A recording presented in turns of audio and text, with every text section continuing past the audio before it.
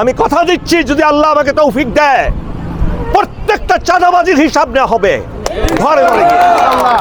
আমি প্রথমেই বলে নিচ্ছি আপনাদেরকে যে যারা রাজনীতিটাকে ব্যবসা হিসাবে গ্রহণ করেছে, রাজনীতিকে পেশা হিসাবে গ্রহণ করেছে, তারাই এই পেশাকে বাঁচিয়ে রাখার জন্য, ব্যবসাকে বাঁচিয়ে রাখার জন্য, তাদের অনৈতিক উদ্দেশ্য চরিতার্থ করার জন্য তারা উঠে পড়ে লেগেছে। তারা তাদের জীবন মরণ কামড় দিয়ে লেগে আছে যে তারা অবশ্যই যাতে যে কোনো মূল্যে নির্বাচনে পাশ করে এই ভূমিদস্যুতা চালু রাখতে পারে, মাদক চালু রাখতে পারে, আপনার দখলদারিত্ব চালু রাখতে পারে, মানুষকে মামলা হামলা দিয়ে টাকা অর্জন করার সেই খায়েশকে বাস্তবায়ন করার জন্য এই সমস্ত কুপমণ্ডুক যারা, তারা আজকে মানুষের সাথে এই ব্যবহারগুলো করছে। আমি রাজনীতিতে নেমেছি, আপনারা নামিয়েছেন এই অসৎ লোকদের হাত থেকে আপনাদেরকে রক্ষা করার জন্য। আপনাদের অনুরোধে আমি নেমেছি। আমার কোনো এই পলিটিক্স দিয়ে, এই পদ দিয়ে এটাকে সেবা হিসাবে গ্রহণ করব, নিজের পকেটের টাকা খরচ করে রাজনীতি করব, চাঁদাবাজির টাকা দিয়ে নয়, এটা মনে রাখতে হবে।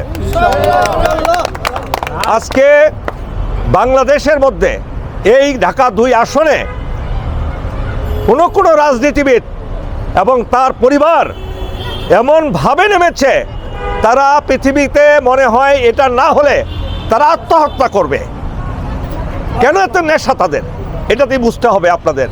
আজকে তাদের হাজার হাজার কোটি টাকার সম্পদ যেটা অবৈধভাবে উপার্জন করেছে, সেটাকে রক্ষা করার জন্য আজকে ছেলে মেয়ে নিয়ে আজকে মাঠে নেমেছে তারা। প্রত্যেক গ্রামে গ্রামে যাচ্ছে, তারা পাগলের মতো হয়ে গেছে।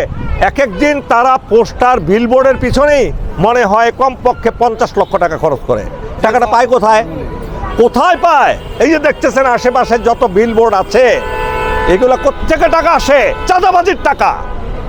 এই চাঁদাবাজদেরকে তারা উস্কিয়ে দিচ্ছে। এই চাঁদাবাজির টাকা দিয়ে তারা নিচ্ছে 75%, আর যারা চাঁদাবাজি করে তারা এই টাকা দিয়ে এগুলো কাজ করছে। আর আপনারা আমার মতো লোকেরাই তার পিছনে দৌড়াচ্ছেন। যারা দৌড়াচ্ছে তাদেরকে জিজ্ঞেস করেন তারা আপনারা কিসের পিছনে দৌড়াচ্ছেন, কার পিছনে দৌড়াচ্ছেন, তাহলে উত্তর পেয়ে যাবেন। আমার দৌড়ানোর দরকার নাই। যদি ঢাকা 2 আসনের লোকেরা তারা একজন ভালো নেতা চায়, ভালো নেতা খুঁজে বের করুক। তারা যে ভালো তাকে ভোট দেখ, আমার কোনো আপত্তি নাই। আমার কথা হলো এলাকা শান্তিতে থাক। কেন এলাকায় ঘরে ঘরে মামলা থাকবে? আমি বলেন, আপনি মারছেন যাকে, তাকে তার নামে মামলা নিচ্ছেন। যাক, যে মার খেলো তার বিরুদ্ধে মামলা হচ্ছে, এটা কি হওয়ার কথা? পুলিশ তাদের পিছনে দৌড়াচ্ছে। মাদক ব্যবসায়ীরা প্রকাশ্যে মাদক ব্যবসা করছে, আপনারা দেখছেন না? তাহলে এই যে মানুষের বিবেককে তারা মাটির সাথে মিশিয়ে দিয়েছে। এর থেকে মুক্তি পেতে হলে ঢাকা 2 আসনের প্রত্যেকটা লোককে তাদের বিবেককে জাগ্রত করতে হবে। কোত্থেকে তারা টাকা পায়, কোত্থেকে ইয়াং ছেলেগুলা কাজ টাজ না করে তাদের পিছনে দৌড়াচ্ছে? তাদের ঘরে খায় কি? ভাত খাইতে পয়সা লাগে না, বাচ্চা কাচ্চা পালতে পয়সা লাগে না, ঘরের ভাড়া দিতে হয় না। তাহলে একজনের পিছনে দৌড়া তার কোত্থেকে এগুলো পায়? বউ পালে কেমনে, সংসার পালে কেমনে? ওই চাঁদাবাজির টাকা আপনাদের উপর চাঁদাবাজি করে। আপনারা কি চান সেই চাঁদাবাজ থাকুক? আমি কথা দিচ্ছি, যদি আল্লাহ আমাকে তৌফিক দেয়, প্রত্যেকটা চাঁদাবাজির হিসাব নেওয়া হবে ঘরে ঘরে গিয়ে। ভূমিদস্যুতা বলছেন, আজকে ফসলি জমি, গরিব কৃষক তাদের জমির উপর দিয়ে আপনি পাইপ নিয়ে সেখানে মাটি ফেলে দিচ্ছেন, তাকে পানি ফেলে দিচ্ছেন, তারা আজকে না খেয়ে ঘরে ঘরে মৃত্যুর সাথে পাঞ্জা লড়ছে। আরে সাহেবরা, পলিটিক্স করছেন, বাপের সম্পত্তি নাকি বারবার এমপি হইতে হবে আপনাকে? আপনার নামে কি লিখে দিয়েছে? কেরানীগঞ্জ ঢাকা 2 আসন কি আপনার পৈতৃক সম্পত্তি, দলীয় সম্পত্তি? আপনাকে কি বলা হয়েছে যে আপনারা ছাড়া আর কেউ রাজনীতি করতে পারবে না? কোত্থেকে আসছেন আপনি? আপনার পরিচয় কি? আপনার পরিচয় নাই, আমার আছে সাহেব, মনে রাখেন। আপনি বেশি আসি নাই। বাংলাদেশ সেনাবাহিনীতে 30 বছর সুনামের সাথে চাকরি করেছি, এখন আরো করছি। আমাকে সারা পৃথিবীর মানুষ চিনে। কি হিসাবে? আপনাকে চিনে কিভাবে? অনেককে চিনে চোর, বাটপার, খুনি, আসামি হিসাবে। 13.5 বছর 14 বছর জেল খাটছেন কিসের জন্য?